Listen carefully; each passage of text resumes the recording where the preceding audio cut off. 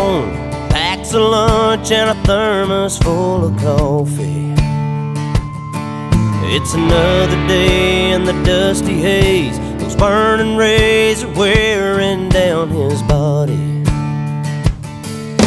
If diesel's worth the price of gold, it's the cheapest grain he's ever sold.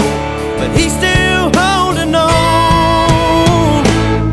He just takes the tractor another round and pulls a plow across the ground and sends up another prayer.